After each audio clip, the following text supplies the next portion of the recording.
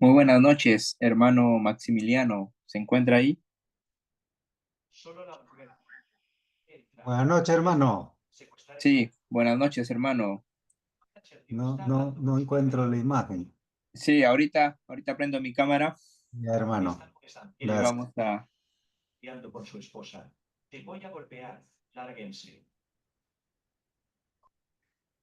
Ok, hermano, buenas noches. Espero que se Buenas- encuentre bien.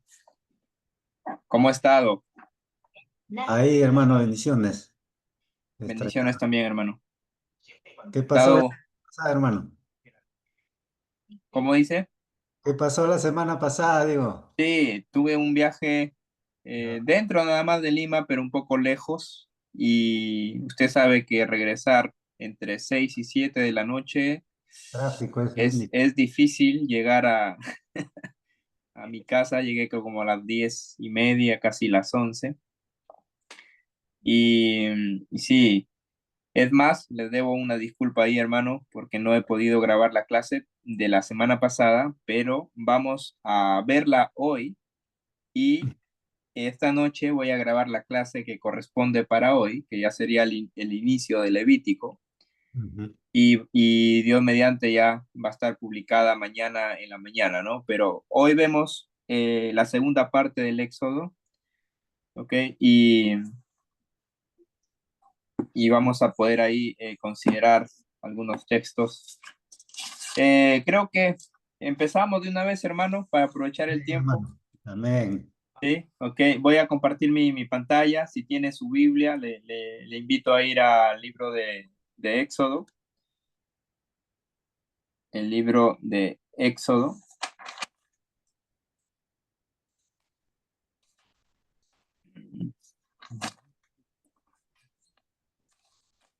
Y para empezar, antes de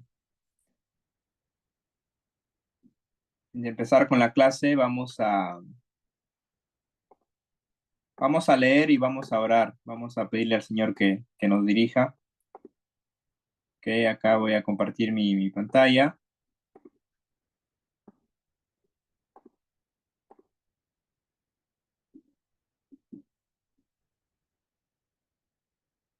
Ok, hermano, espero que pueda ver ahí mi pantalla. Voy a dar lectura, hermano, en el libro del Éxodo, capítulo 24,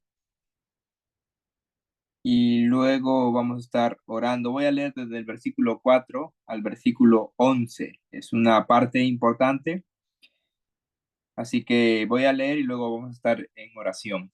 Amén.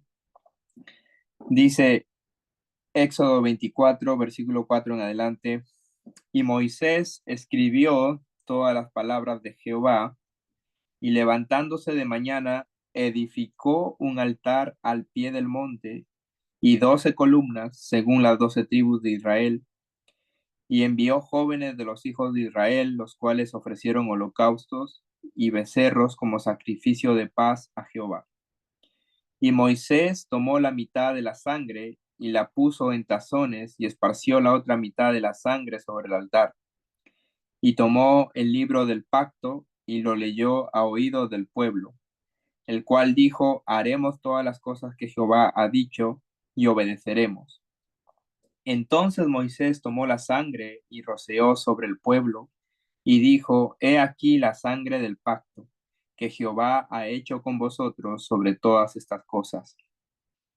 Y subieron Moisés y Aarón, Nadab y Abiú, y 70 de los ancianos de Israel, y vieron al Dios de Israel, y había debajo de sus pies como un embaldosado de zafiro, semejante al cielo cuando está sereno. Mas no extendió su mano sobre los príncipes de los hijos de Israel, y vieron a Dios, y comieron y bebieron. Vamos a orar, hermano. Amado Padre Celestial, gracias te damos una vez más, Señor, que nos permites llegar a este tiempo, que nos permites también tener la libertad de poder estudiar tu palabra, de poder meditar en cuanto a tu obrar, Señor, y cómo estas cosas eran sombra de lo que había de venir, como dice la carta a los hebreos. Ayúdanos a poder ver los detalles en cuanto a a, a los detalles del tabernáculo y todo lo que esto implicaba en el antiguo pacto, y cómo, Señor, en el nuevo pacto Jesús viene a cumplir con la totalidad de la ley, Señor. Ayúdanos a poder meditar en esto y aprender cada vez más de ti, Señor. Ayúdanos a entender el propósito por el cual tú te has revelado de esta manera.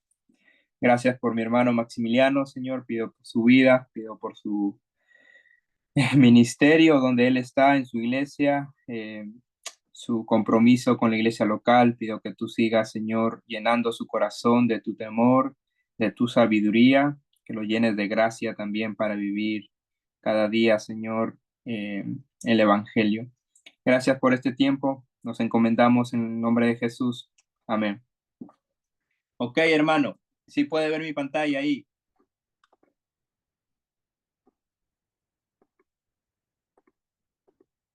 Sí, hermano, se ve claro. Ok, perfecto. Vamos a entrar en el Éxodo. Vamos a estar hablando acerca del pacto del Sinaí, que creo que habíamos hablado que es el centro de el Pentateuco, el centro teológico. Aquí se entrega la ley de Dios. Aquí vemos una de las manifestaciones más gloriosas en todas las escrituras de Dios mismo revelándose al pueblo de Israel. Yo sé que el Éxodo, en realidad hay muchas enseñanzas, muchas doctrinas que podemos aprender en el libro del Éxodo, pero si tendríamos que centrarnos en la más relevante, la más sobresaliente, es precisamente el pacto del Sinaí. ¿Okay? Así que vamos a estar adentrándonos en esta parte. ¿Okay? Vamos a ver el pacto ratificado. ¿Ok? Está en el capítulo 19, encontramos el pacto propuesto. La escena, entendemos que es en el monte Sinaí, luego de haber cruzado, luego de haber pasado por el desierto, luego de haber experimentado la obra salvadora de Dios con mano poderosa, luego de haber ellos experimentado cruzar el Mar Rojo, ¿no? Usted recuerda ahí también el canto que elevan junto a Moisés con María, Aarón y el pueblo elevan un canto de victoria acerca de Dios venciendo sobre sus enemigos, y luego tenemos algún, en el transcurso, después del cántico, tenemos algunas cosas que pasan con el pueblo, ¿no? En camino hacia el desierto para ir al monte Sinaí, encontramos que ya ahí nada más al tercer día encuentran dificultad porque falta agua y empieza la queja. Y ahí lo podemos ver en la segunda parte del capítulo 15 acerca del agua amarga de Mara. Luego también vemos que Dios va a proveer el maná, porque también se quejan por la comida. Y, y luego vamos a ver que no solamente se quejan por la comida, también se quejan por el agua. Entonces, hay cada vez queja tras queja hasta llegar al Sinaí, donde realmente Dios va a proponer su pacto. ¿Ok? Entonces, los dos capítulos más importantes de todo el Éxodo se encuentran en el capítulo 19 y en el capítulo 24, como vamos a ver. Así que, ¿qué tienen estos capítulos? ¿Cuál es el contenido de esta revelación? Bueno, que ahí se encuentra el Decálogo, capítulo 20, ahí se entregan los 10 mandamientos, ¿no es cierto? También el libro del pacto, que abarca desde el capítulo 21 del Éxodo al capítulo 23, es lo que se conoce como el libro del pacto, que básicamente son las leyes las leyes sobre los cuales el pueblo de Israel iba a ser constituido, ¿no? Cómo Israel debería tratar con los esclavos, cómo Israel en la vida práctica qué hacer cuando se encontraban con actos de injusticia, de violencia, de asesinatos, cómo tenían que proceder en cuanto también a los amos con sus esclavos. Todo esto está estipulado ahí en la ley, ¿no? Que básicamente servía como aquellas directrices para guiar al pueblo, qué hacer cuando alguien te robaba o cuando alguien te afectaba y de la manera en cómo ellos tenían que realmente hacer las cosas, ¿no? Eh, También está la institución de las fiestas anuales, ¿no? De las tres fiestas más importantes que el pueblo de Israel tenía que celebrar una vez cada año, ¿no? Cada fiesta, son tres fiestas importantes ahí. Y entonces, eso es lo que contiene el pacto propuesto, el decálogo y el libro del pacto. En el pacto ratificado, que es el capítulo 24 que hemos leído, podemos ver que hay una ceremonia, ¿no? Hay una ceremonia donde hay elementos que luego van a tener una relevancia siempre en la vida de los israelitas. Ahí en el versículo 4, en el versículo 24, se habla de un altar, se habla de las 12 columnas según las tribus de Israel, como dice el texto. Se habla también de que hubo holocausto, sacrificios de paz, la sangre del pacto.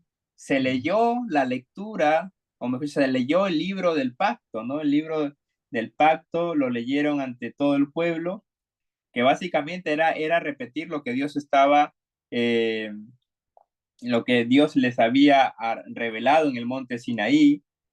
Y luego hay una cena en la presencia de Dios, que ese es el versículo 11, donde dice, que es un texto ahí, hermano, de difícil traducción, porque en el texto dice, y en el versículo 10 dice, y vieron al Dios de Israel y había debajo de sus pies como un embaldosado de zafiro semejante al cielo cuando está sereno, mas no extendió su mano sobre los príncipes de los hijos de Israel, y vieron a Dios y comieron y bebieron en su presencia. Y esto es un concepto también muy importante para poder entender el propósito de por qué Dios manda a construir un tabernáculo. ¿Por qué Dios va a mandar a construir el arca del pacto? ¿Por qué Dios va a dar todos estos detalles con respecto a a todo lo que es el tabernáculo del pueblo de Israel? Y la importancia de todo esto es que Dios iba a manifestar su presencia en medio de su pueblo. Entonces, el arca del pacto, su importancia es porque la misma presencia de Dios iba a acompañar al pueblo de Dios. Y vamos brevemente, al final quiero mostrar un pequeño video en 3D de la construcción del tabernáculo, aunque hay varios videos que te van explicando cada, cada elemento de la construcción del tabernáculo, ¿no? Desde el arca del testimonio, que es el arca del pacto, hasta el candelabro de oro y todo lo que es la mesa de los panes de la proposición, el tabernáculo en sí, toda la parte exterior, todas, el altar de bronce, el atrio, el tabernáculo, todas esos elementos del tabernáculo tienen su importancia porque iban a servir como eh, aspectos simbólicos que comunicaba realmente al pueblo de Israel la presencia de Dios y también comunicaba la santidad de Dios, porque la misma construcción de los artefactos eran de carácter santo, ¿no? O sea, eran cosas consagradas totalmente a Dios, muchas de ellas, la gran mayoría de ellas, revestidas en oro, de madera muy preciosa y tenían detalles también muy preciosos ahí. Okay, en el pacto ratificado, capítulo 24, vemos la ceremonia. También Moisés y Josué van a subir al monte. Eso es lo que encontramos después de este acto de comer y beber en la presencia de Dios, que comunicaba que Dios estaba ofreciendo a su pueblo volver a esa comunión, volver a esa reconciliación de relación entre Dios y el hombre. Entonces, eh, saltándonos un poquito a la idea del Nuevo Testamento, acerca de cómo es que Dios hace posible que este Dios santo pueda tener comunión con el hombre pecador, es por medio solamente, dice el apóstol Pablo, solo hay un mediador entre Dios y los hombres. Jesucristo, hombre, Jesucristo es el único camino que nos lleva al Padre, el único que restablece la comunión entre Dios y el hombre. Y todo esto es por medio de la fe en la obra expiatoria, y aquí es por eso que tiene mucha importancia el libro del Éxodo, el concepto de la expiación que Cristo va a cumplir de una vez y para siempre, ya cuando Él muere en la cruz del Calvario. Pero aquí estamos viendo simplemente símbolos de aquella promesa que Dios hace al pueblo de Israel. Entonces vamos a seguir viendo que luego, cuando pasa esto en el capítulo 24, Dios lo llama a Moisés y a Josué que suban de nuevo al monte, ¿no es cierto? Ahora, el texto dice que fueron básicamente 6 días de espera, da a entender que estuvieron en ayuno.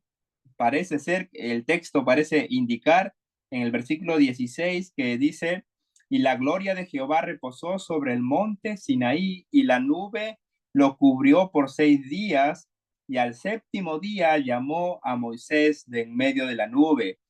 Algunos comentaristas creen que aquí tanto Moisés como Josué pasaron 6 días de ayuno, y el séptimo día recién Dios llama a Moisés para entregarle las tablas de la ley. Entonces podemos ver ahí 7 días de esperas. Sin embargo, luego de esos 7 días, Moisés va a ser llamado a la presencia de Dios y va a pasar 40 días en esa comunión con Dios. Ahora no sabemos qué pasó realmente en ese tiempo, en esos 40 días, qué tipo de conversaciones habrá tenido Dios con Moisés. No sabemos, no podemos especular sobre eso, pero lo que sí entendemos es que ahí le revela las instrucciones sobre el tabernáculo, todo lo que va a escribir a partir del capítulo 25, todos los detalles que acerca del tabernáculo. Y un versículo importante ahí en el capítulo 25 es el versículo 9, cuando dice, conforme a todo lo que yo te muestre, el diseño del tabernáculo y el diseño de todos sus utensilios, así lo haréis. ¿Por qué es importante esto? Porque en el libro de Hebreos, el autor a la carta a los Hebreos dice que Moisés vio el tabernáculo, el modelo que se le mostró, que era un modelo divino, y tal cual el modelo del cielo, así lo hizo aquí en la tierra. Entonces, cuando el escritor de los Hebreos está diciendo esto, lo está haciendo en defensa, en que ahora Jesús viene no solamente, como se dice, no viene como el símbolo de aquello que está en el cielo, sino que él mismo es la imagen de la sombra de lo que había de venir. O sea, él mismo es aquello que cumple todas las promesas de estos artefactos del tabernáculo. Entonces dice, harán un santuario para mí y habitaré en medio de ellos. Otra vez, la presencia divina en comunión con Dios. ¿Qué restaura Dios para el hombre por medio del tabernáculo? Restaura la comunión con su presencia. Ahora, por eso es que el elemento de la sangre es tan importante aquí, porque nosotros somos seres pecadores delante de Dios. Entonces, ¿cómo podemos tener comunión con un Dios santo? Bueno, porque Dios estableció un sistema de sacrificios por el cual nosotros, bueno, los israelitas tenían que depositar su confianza y su fe en base a estos sacrificios. Entonces, perdón que se me cerró aquí.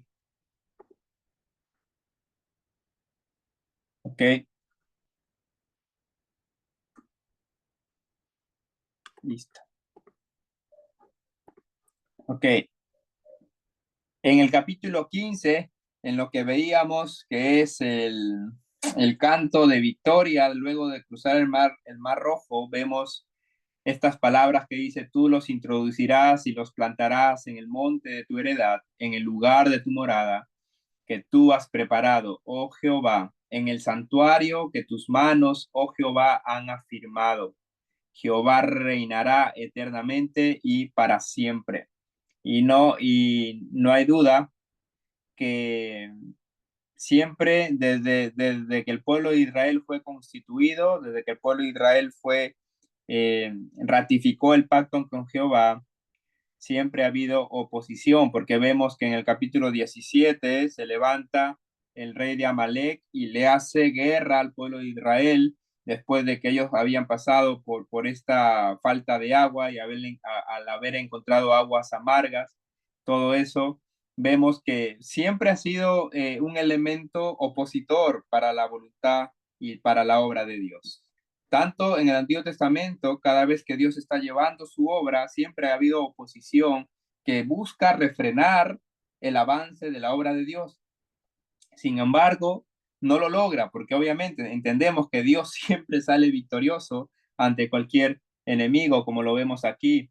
En capítulo 17, versículo 16, se habla acerca de la guerra que tuvieron contra Amalek.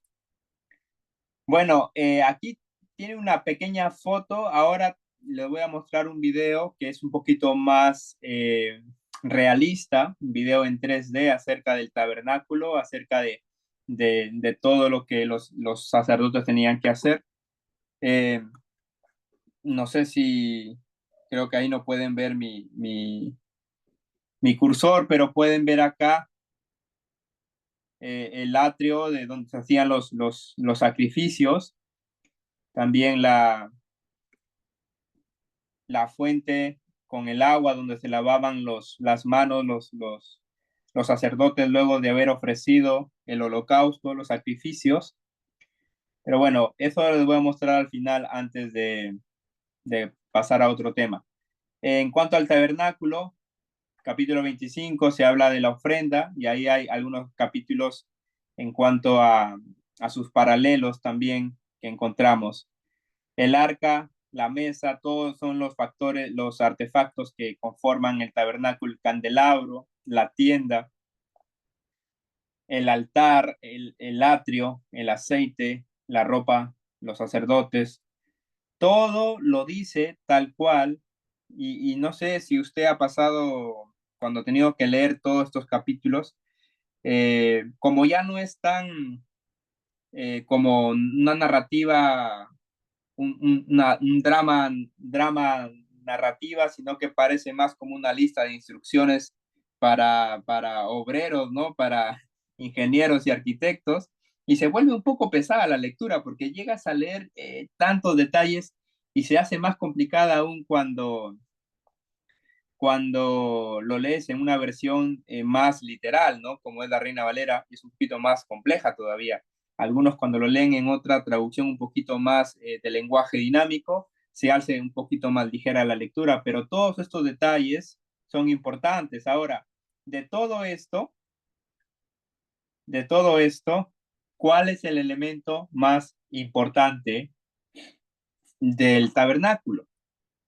Bueno, tanto en el capítulo 25 como más adelante también ya cuando empiezan a construirlo, que es después del capítulo, sí, acá a partir del capítulo 36 cuando ya empiezan a construirlo, lo primero que se menciona es lo más importante, que es el arca del testimonio. Otra vez, ¿por qué el arca del testimonio es lo más importante dentro del tabernáculo?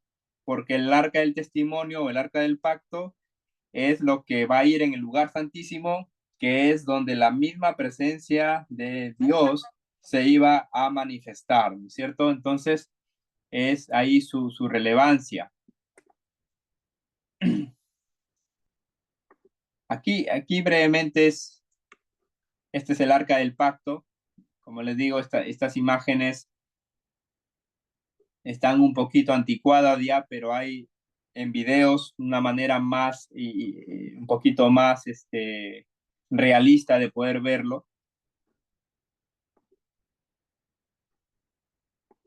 Pero todo esto, amados hermanos, comunica algo, ¿no? ¿Hay acceso a Dios? Sí, hay acceso a Dios. El tabernáculo nos abría nos comunicaba esa idea de que el pueblo puede acercarse a Dios en base a su, en base a sus leyes, ¿no? En base a sus mandamientos, ¿no es cierto? Sin embargo, ese acceso es limitado, ese acceso es limitado. Entonces, en el antiguo pacto, aunque sí había acceso a Dios, ese acceso era muy limitado, no muy diferente a lo que nosotros vamos a ver ahora nosotros con el nuevo pacto, ¿no? En el nuevo pacto nosotros tenemos entrada hasta el mismo lugar santísimo, según dice la carta a los Hebreos en el capítulo 4. Y en realidad, desde el capítulo 4 en adelante hasta el capítulo 10, el escritor a los Hebreos se encarga de poder comunicar que todo lo que vemos en este libro de Éxodo, Levítico, en el Pentateuco en general, simplemente era sombra de lo que había de venir, porque esta comunión va a ser restaurada de una vez y para siempre. ¿Por qué? Porque Jesús es el mayor sumo sacerdote. Jesús es la ofrenda perfecta, Él ofrece un sacrificio perfecto, entonces Él es el mayor profeta también, pero todos estos elementos, ¿dónde los encontramos? Los encontramos aquí.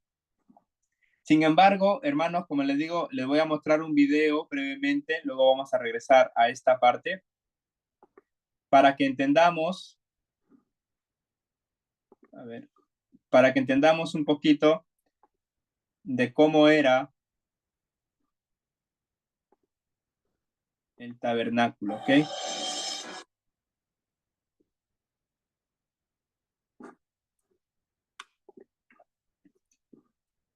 El video que les voy a mostrar es un video que está en YouTube, así que si en algún momento quieren repasar de manera más detallada todos estos elementos, pueden hacerlo, porque eh, cada elemento se puede ver realmente de manera individual, cada elemento de la construcción de lo voy a poner sin música nada más para que lo vean.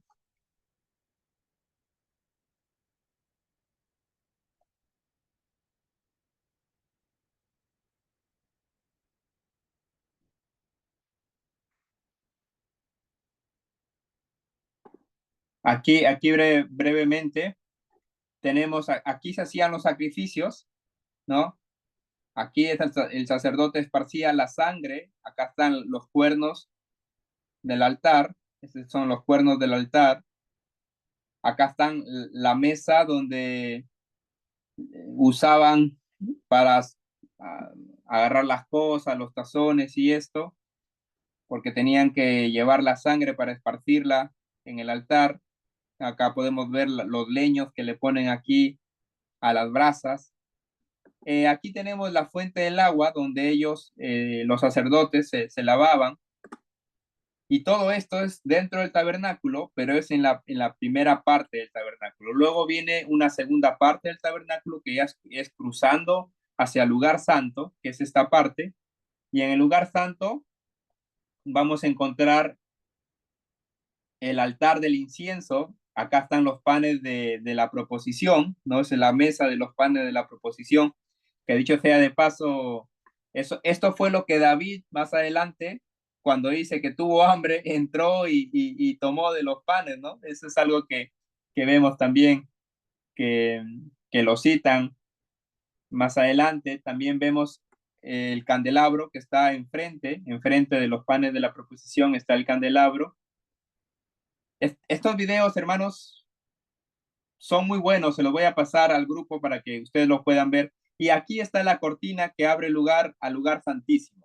Aquí está lo que es el arca del pacto. Y esta es una réplica muy, pero muy exacta, de verdad. Y aquí, ¿qué contiene?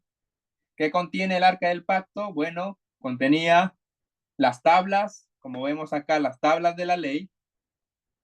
También dice que contenía el maná, una muestra del maná ahí, y también contenía la vara de Aarón, la que reverdeció, ¿no? La que retoñó. Entonces, todos esos elementos se guardaban aquí, y aquí tenemos a los dos querubines que estaban ahí como símbolo de proteger el lugar santísimo.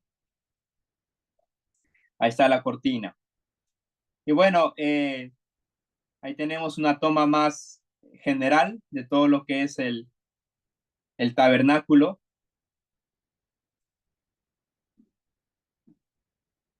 Ok, y como le decía, aquí puede ver usted que cada elemento tiene su propia manera de construirse. Es, la verdad es que sí es muy impresionante cómo la tecnología ahora nos ha ayudado a poder ver todo eso. Ok, vamos a continuar. Y aquí viene la parte lamentable, la parte triste, ¿no? Del pueblo de Israel, porque después de todo esto, después de que ellos entraron en pacto con Dios ahí en el Sinaí, ¿qué pasa en el capítulo 32? Porque hasta el capítulo 31 se termina con las indicaciones del día de reposo como señal, pero justo para entrar al capítulo 32 encontramos el pacto de Dios violado, quebrantado, ¿ok? Violado y luego va a ser restaurado, motivo para hacer el becerro de oro. Ustedes recordarán la historia, ¿no? Como Moisés tardaba tanto, el pueblo dice que se desesperó y empezó a hostigar a Aarón, a pedirle que dónde están sus dioses, ¿no? Que le hagan dioses para que ellos puedan adorarlo. Y uno de los factores que motivó al pueblo fue el tiempo. ¿Por qué? Pues eso revela mucho acerca de cómo es el corazón del hombre, ¿no? Cuando no ve las promesas cumplidas, nuestra paciencia en realidad es mínima, ¿no? No tenemos realmente paciencia. Ellos se enfocaron en el hombre. Ellos dijeron, aquel varón que subió, aquel varón, no sabemos qué le haya pasado a él. Capaz ya está muerto, dijeron, ¿no? Por enfocarse tanto en Moisés y no realmente enfocarse en Dios. Y hay un texto aquí que dice que van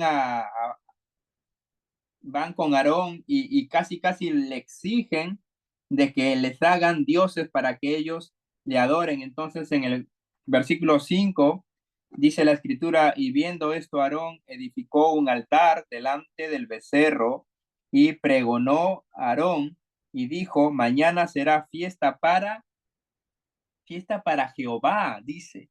Ahora yo sé que nuestra versión dice Jehová, pero la palabra que se usa ahí para Jehová es Elohim. Por eso es que la palabra Elohim también significa dioses. Entonces, ellos dicen que madrugaron. O sea, es impresionante lo que el pueblo de Israel va a empezar a hacer. Ahora, ellos están violando lo que en algunos capítulos anteriores habían dicho, Jehová, vamos a obedecer todo lo que tú nos has mandado, tal cual tus mandamientos, nosotros vamos a obedecerlo. Y sin embargo, tenemos que ahí, luego de 40 días, ellos están violando el pacto de Dios. Y aquí hay una escena muy curiosa, hermanos, ahí en el capítulo 32, porque dice, ¿quién sacó a Israel de Egipto? Dice que Moisés, el pueblo dice, Moisés sacó al pueblo de Egipto. Luego, en el capítulo 4, cuando están adorando al becerro, dice, los dioses son los que han sacado el pueblo de Egipto. Luego tenemos a Dios en el versículo 7 que le dice a Moisés, entonces Jehová dijo a Moisés, anda, desciende porque tu pueblo que sacaste de la tierra de Egipto se ha corrompido. Dios le dice a Moisés, tu pueblo, y luego Moisés le dice, no, es tu pueblo, tú lo sacaste. Versículo 11.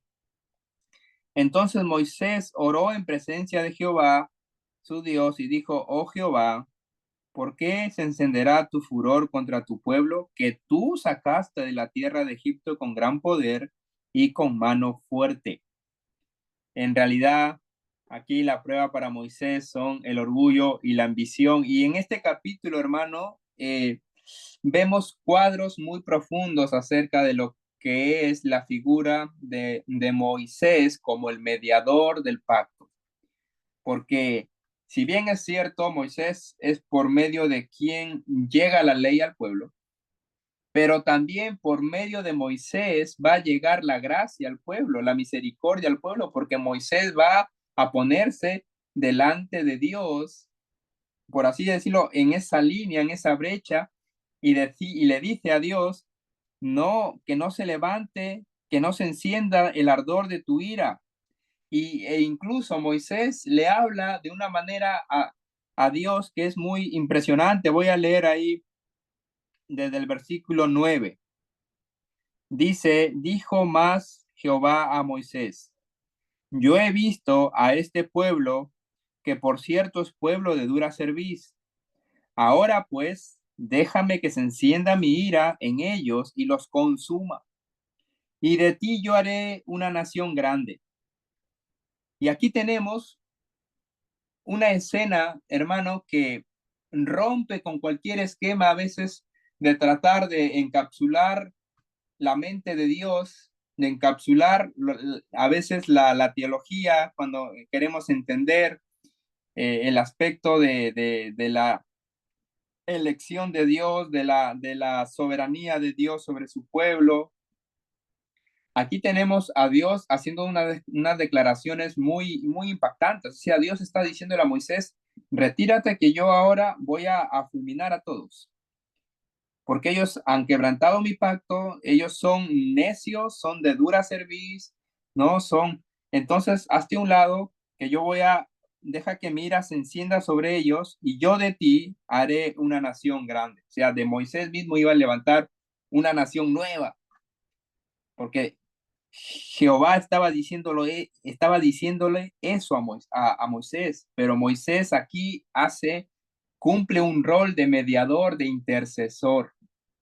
Y le dice Moisés, entonces oró en su presencia, como ya hemos leído. En el versículo 2 dice, ¿por qué han de hablar los egipcios diciendo para mal los sacó, para matarlos en los montes y para rearlos de sobre la faz de la tierra? Vuélvete del ardor de tu ira y arrepiéntete de este mal contra tu pueblo. Y la manera en cómo Moisés va a interceder con Jehová Dios es apuntándolo a la gloria de Dios. Es decir, ¿cómo vas a permitir, Dios, que tu gloria sea deshonrada por los demás pueblos? Van a decir que tú intentaste sacar a un pueblo, pero al final que no los pudiste introducir a la tierra que tú les ofreciste. ¿Qué van a decir? Se van a quejar, le van a decir que tú no eres el Dios todopoderoso. Y empieza a argumentar con Dios de una manera tan impresionante que le dice, acuérdate de Abraham, acuérdate de Isaac, acuérdate de Israel, de Jacob, tus siervos, porque tú has jurado, y aquí tenemos lo que en Génesis habíamos visto.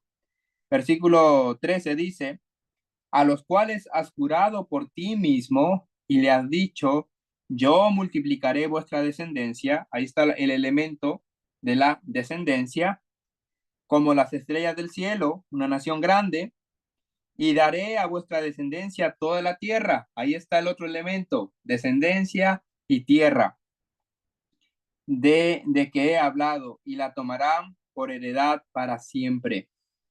Entonces Jehová se arrepintió del mal que dijo que había de hacer a su pueblo, y volvió Moisés y descendió del monte trayendo en su mano las dos tablas del testimonio. Y conocemos ahí un poco eh, la prueba de Moisés, ¿no? Que él llega, ve al pueblo desenfrenado, Moisés se levanta en ira y rompe las tablas de piedra, las tablas de la ley, y se levanta y le dice al pueblo, tienen que levantarse en contra de sus hermanos. Y le dice, aquí va a haber una purga, vamos a purgar al pueblo. Ahora, es curioso que Moisés está en el monte intercediendo por el pueblo y diciéndole a Jehová Dios, no se encienda tu ira contra el pueblo. Pero él baja y ¿qué hace? Se enciende en ira. ¿Por qué? Porque él ve lo que está haciendo el pueblo adorando al becerro y se realmente desborda su ira y van a caer muchos muertos ese día. El juicio por medio de la tribu de Leví. Toda la tribu de Leví agarró su espada, dice la escritura, y la usó contra su hermano. Pero Moisés dijo, he aquí, los que están del lado de Jehová, vénganse para nuestro lado. Pero el que no, bueno, entonces cada uno tome su espada contra su hermano. Eso está ahí en el capítulo 32, versículos 26 y 27. En 26 dice, se puso Moisés a la puerta del campamento y dijo, ¿quién está por Jehová? Júntese conmigo. Y se juntaron con él todos los hijos de Leví. Y les dijo, así ha dicho Jehová, el Dios de Israel, poned cada uno su espada sobre su muslo, pasad y volver de puerta a puerta por el campamento y matad cada uno a su hermano y a su amigo y a su pariente. Y dice que ese día cayeron 3,000 hombres muertos. Se purificó el pueblo. Curioso que en el libro de Hechos, la primera predicación de Pedro también trae 3,000 hombres, un contraste, ¿no? 3,000 hombres que depositan su fe en Jesucristo, un contraste muy, muy marcado. Pero el número es muy interesante que coincida tal cual. En el versículo 29 del capítulo 32 dice, entonces Moisés dijo, hoy os habéis consagrado a Jehová, pues cada uno se ha consagrado en su hijo y en su hermano, para que él dé bendición hoy sobre vosotros. Tenemos la intercesión de Moisés,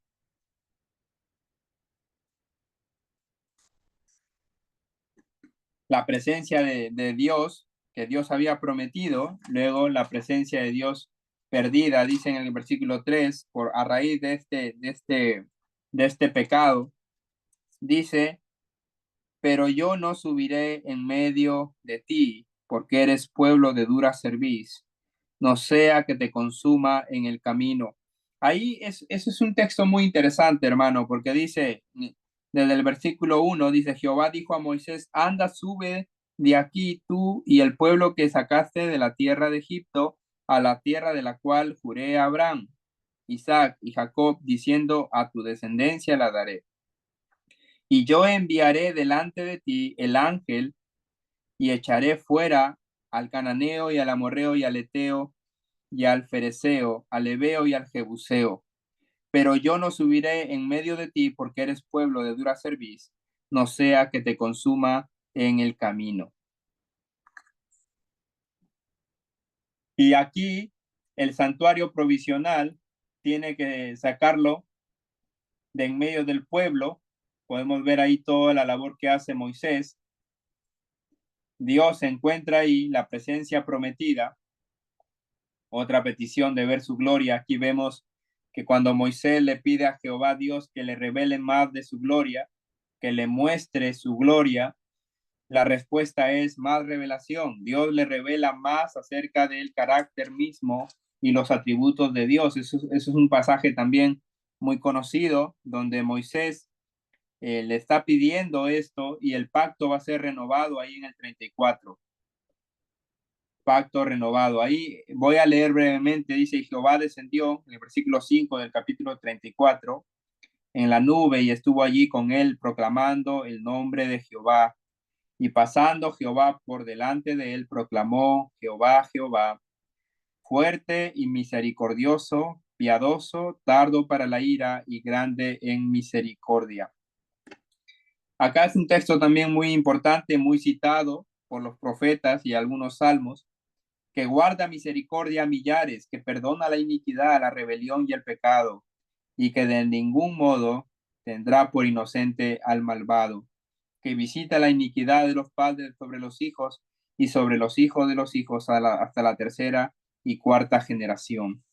Aquí vemos que Jehová, luego de haber mostrado su ira, porque dijo, ya no va a subir mi presencia contigo, yo voy a enviar mi ángel, pero luego el pacto es renovado por la misericordia de Dios y es un pacto unilateral, porque dice, y él contestó, he aquí yo hago pacto delante de todo tu pueblo, haré maravillas que no han sido hechas en toda la tierra, ni en nación alguna, y verá todo el pueblo en medio del cual estás tú la obra de Jehová, porque será cosa tremenda la que yo haré contigo. Y eso es algo donde Dios se compromete de manera unilateral. El pueblo de Dios no podía comprometerse porque ya vimos que cuando se comprometió falló, pecó, violó el pacto, pero Dios se encarga de restaurar el pacto. Entonces, la evidencia del perdón más revelación. Dios aprovecha para dar más revelación acerca de su carácter. Ahora, otro concepto grande aquí es la gloria de Dios. Ya a partir del 40 en adelante se habla acerca de la construcción y la dedicación del tabernáculo. Esos capítulos van a entrar mucho en detalle de la forma en cómo se va a construir cada artefacto del tabernáculo, y vemos que la presencia de Jehová vino. Tanto así fue la gloria llenando el tabernáculo que ni Moisés podía entrar en su presencia. O sea, la luz era tan brillante, tan gloriosa, que ni Moisés pudo entrar ahí. Y este pacto con el pueblo perpetuamente. Eso lo tenemos ahí en el versículo 38 del capítulo 40.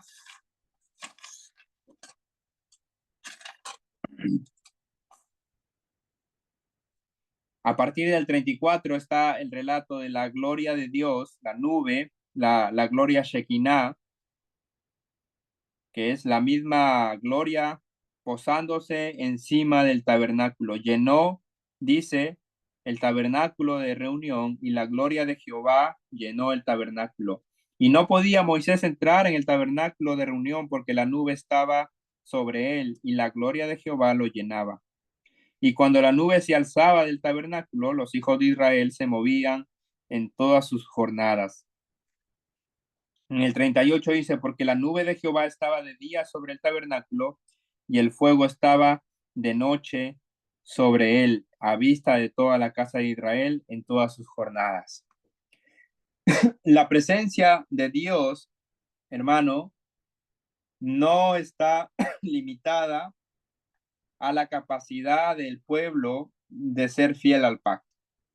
La, la, la gloria de Dios, el pacto realmente descansa en la sola soberanía y en la gracia de Dios mismo. Y ahí tenemos una idea de cómo se veía más o menos el campamento de los israelitas, con el tabernáculo en medio, con la tienda, y ahí eso es una idea de cómo posiblemente ha sido el acompañamiento del pueblo de Dios. Y aquí tenemos un elemento del tabernáculo que es una morada, ¿no es cierto?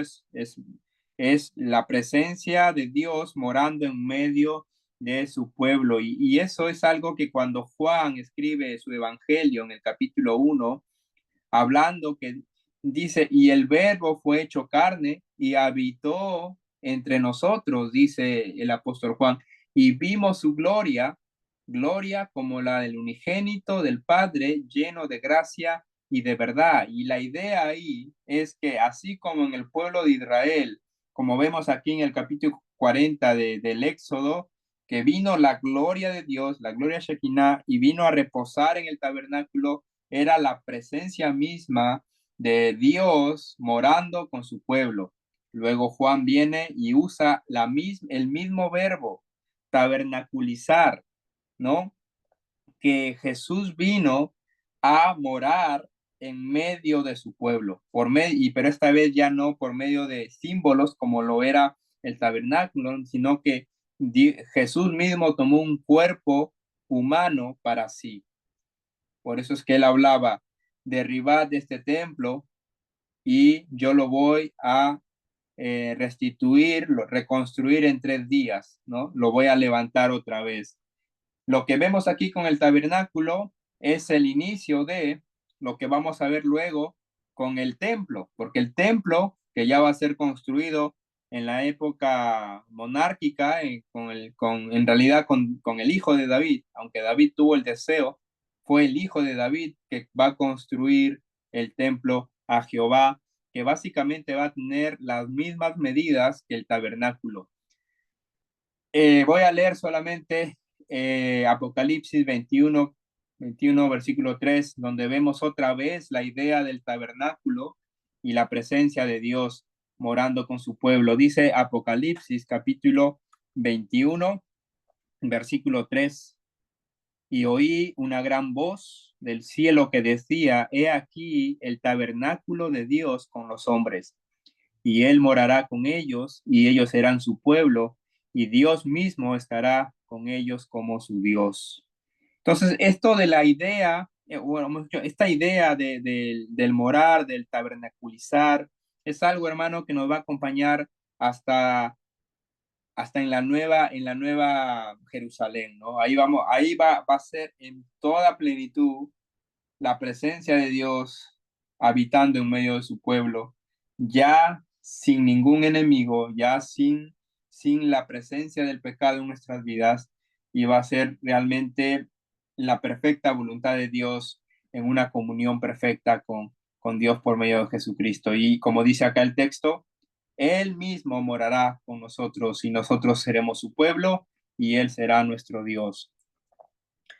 Ahora, hermano, hay otro tema muy importante aquí en el libro del Éxodo que vamos a ver brevemente. ¿Ok? Antes de cerrar esta parte, hay un tema teológico que podemos ver acerca del obrar de Dios con Faraón. ¿Ok? El corazón de Faraón. Aquí vamos a ver, espero que sí puedan ver mi pantalla ahí, ¿ok? El corazón de Faraón. Cuando vemos la salida del pueblo de Israel de Egipto, como habíamos visto de manera panorámica, las plagas, cómo Dios obra para sacar a su pueblo con brazo poderoso, como él mismo dice, a través de las plagas. Pero encontramos este concepto de que Dios endurece el corazón de Faraón, ¿no es cierto? Y probablemente este tema sea un poco espinoso para algunos porque obviamente no queremos culpar a Dios de la maldad o de la dureza de corazón de Faraón, pero es necesario hablar de esto. Dice, la aparente injusticia de endurecer el corazón de Faraón y luego castigarle por su rebelión. Claro, porque algunos dicen, mira, Dios endureció el corazón de Faraón y luego de endurecerlo lo castiga. Entonces eso desfigura la imagen de Dios. Eso no creo que esté conforme realmente al carácter piadoso del Dios que adoramos, del Dios que conocemos. Entonces, ¿cómo resolvemos nosotros esta cuestión? Parece que Faraón no es un culpable, es una víctima de la voluntad malévola de Dios, ¿no? Parece ahí no entenderse a simple vista o a simple lectura cómo realmente entender esta situación. Así que vamos a ver, ¿qué hacemos? Bueno, buscar la respuesta adentro de las posibilidades. Entonces, ciertas explicaciones no son posibles. Vamos a ver cuáles. Santiago 1:13, conocemos ese texto que dice que Dios cuando alguno es tentado, no diga que es tentado de parte de Dios, porque Dios no puede ser tentado por el mal, ni él tienta a nadie. Entonces, Dios no hace el mal, no produce el mal. Entonces, aquí descartamos esta posibilidad, obviamente, porque no es una posibilidad. En Romanos 9:14 también encontramos otro texto. Dice, ¿qué pues diremos? ¿Que hay injusticia en Dios? En ninguna manera, dice el apóstol. En Daniel 4:34, esta diapositiva también la voy a subir ahí al Classroom para que ustedes puedan disponer y puedan tener los textos. Si en algún momento quieren repasar el tema, entenderlo más, estudiar los textos de manera más precisa, se lo voy a enviar. La soberanía de Dios en el libro de Daniel 4, capítulo 4, versículos 34 y 35, dice la escritura: mas al fin del tiempo yo, Nabucodonosor, alcé mis ojos al cielo y mi razón me fue devuelta, y bendije al Altísimo y alabé y glorifiqué al que vive para siempre, cuyo dominio es sempiterno y su reino por todas las edades. Todos los habitantes de la tierra son considerados como nada, y él hace según su voluntad en el ejército del cielo y en los habitantes de la tierra. No hay quien detenga su mano y le diga: ¿qué haces? Soberanía de Dios, ¿no es cierto? Soberanía de Dios es un control absoluto de todas las cosas. Ahora, entonces, si él no puede tentar a nadie, porque él no puede ser tentado por el mal, si él no hay injusticia en Dios, como dice Romanos 9:14, no hay injusticia en Dios. Daniel dice que él es soberano sobre todo. Entonces, ¿cómo vamos a resolver este asunto? ¿Cómo es que Dios endurece el corazón de Faraón y sin llegar a ser injusto con Faraón? Los derechos de Dios, ahí está Romanos 9:20 al 22, dice: más antes, oh hombre, ¿quién eres tú para que alterques con Dios? ¿Dirá el vaso de barro al que lo formó: ¿por qué me has hecho así? ¿O no tiene potestad el alfarero sobre el barro para hacer de la misma masa un vaso para honra y otro para deshonra? ¿Y qué si Dios, queriendo soportar su ira, perdón, queriendo mostrar su ira y hacer notorio su poder, soportó con mucha paciencia los vasos de ira preparados para destrucción, y para hacer notoria las riquezas de su gloria, las mostró para con los vasos de misericordia que él preparó de antemano para gloria? Entonces, Dios se reserva el derecho de hacer del barro como él desea. Él es el alfarero, él forma y deforma y hace un vaso como él quiere. Otra vez, eso está relacionado con la soberanía de Dios. Responsabilidad humana. Aquí tenemos una verdad que por un lado Dios es totalmente soberano sobre todo. Sin embargo, o contrapuesto, el ser humano es responsable por todos sus actos, de todas sus acciones. En Ezequiel, ahí, versículo 18, dice la escritura: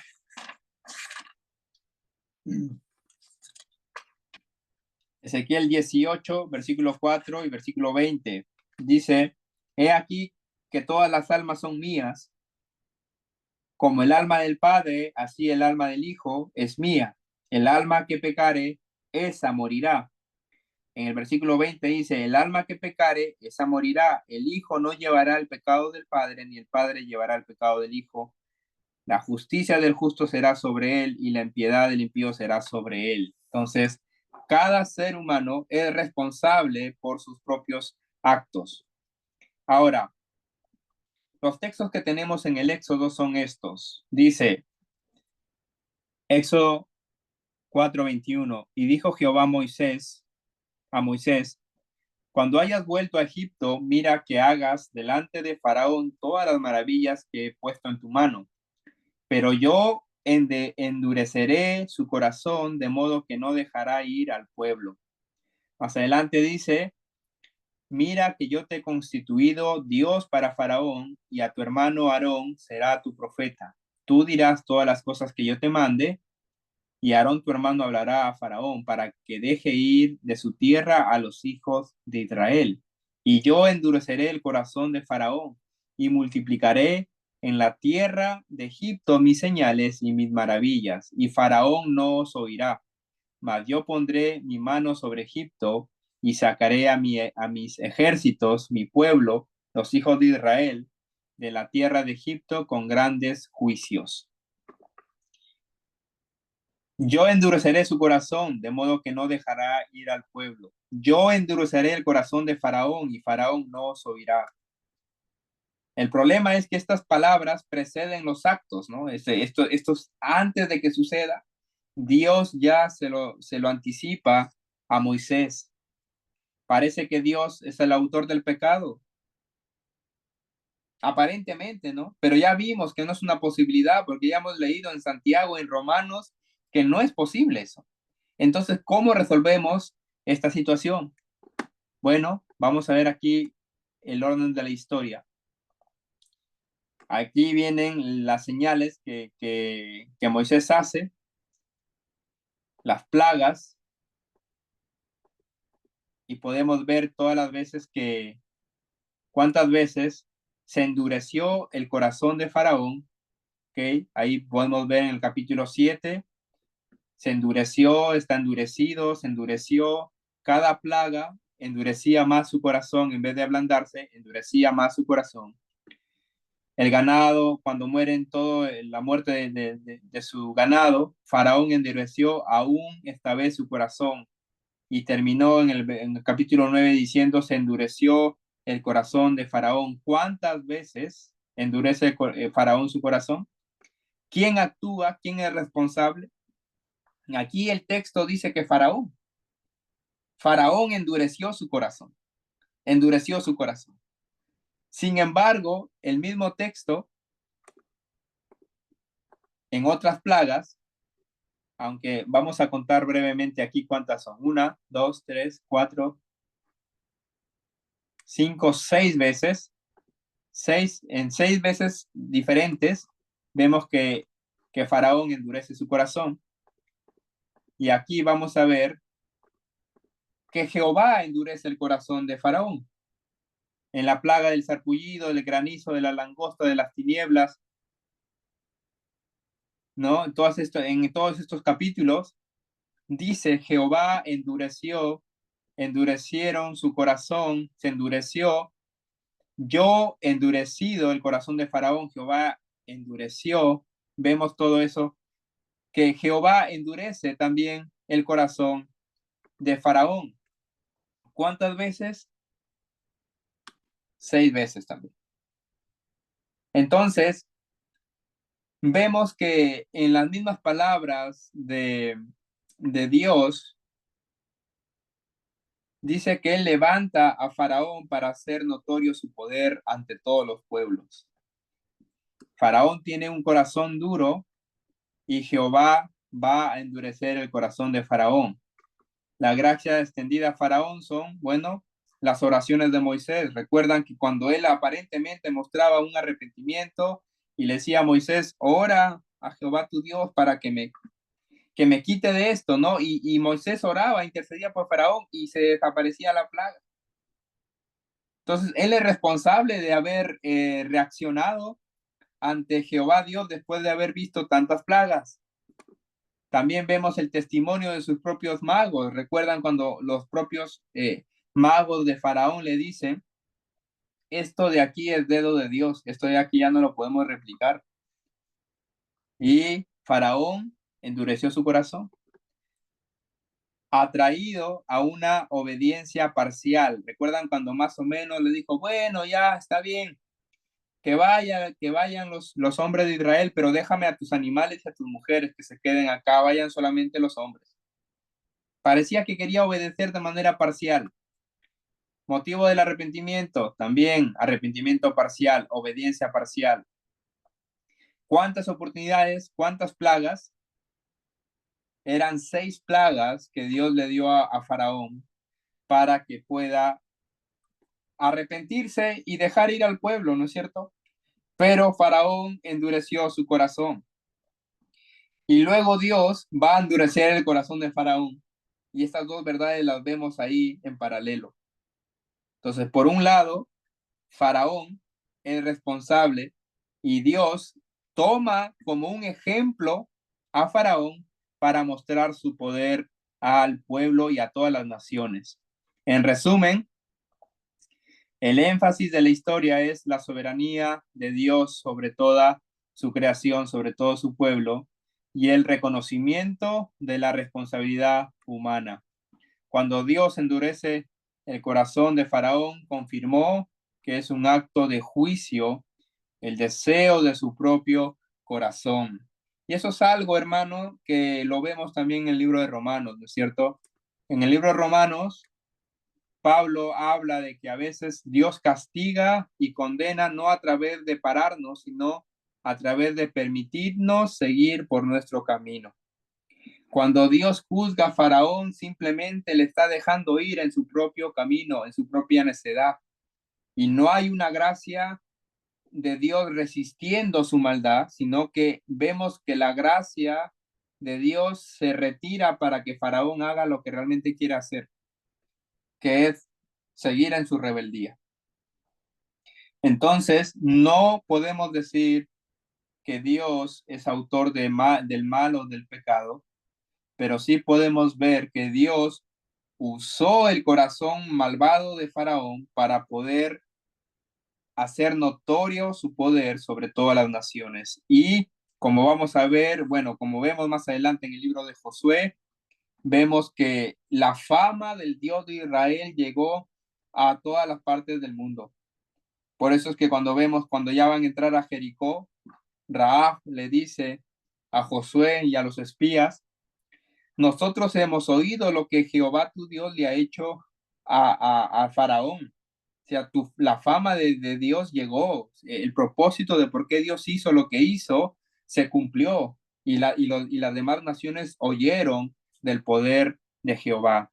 Así que a veces Dios castiga y condena, no a través de pararnos, o sea, de restringir nuestro mal, sino a través de permitirnos en seguir nuestro propio camino. Eso es lo que encontramos en el libro de Romanos, el uso que Pablo hace, que básicamente dice, como no consideraron tener en cuenta a Dios, es decir, ni le dieron gracias, sino que todos se le dieron la espalda y se volvieron ingratos, se volvieron necios, Dios los entregó a una mente reprobada.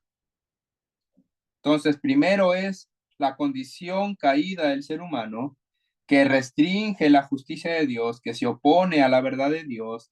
¿Y Dios qué hace? Dios retira su gracia y los deja ir por su propio camino. Esa es una manera de juicio, eso es una manera de juicio. Entonces, es así que funcionan estos paralelos en cuanto a soberanía de Dios y la responsabilidad humana. Un tema muy importante en el libro del Éxodo. Ok, hermanos, vamos a dejarlo ahí, vamos a terminar ahí.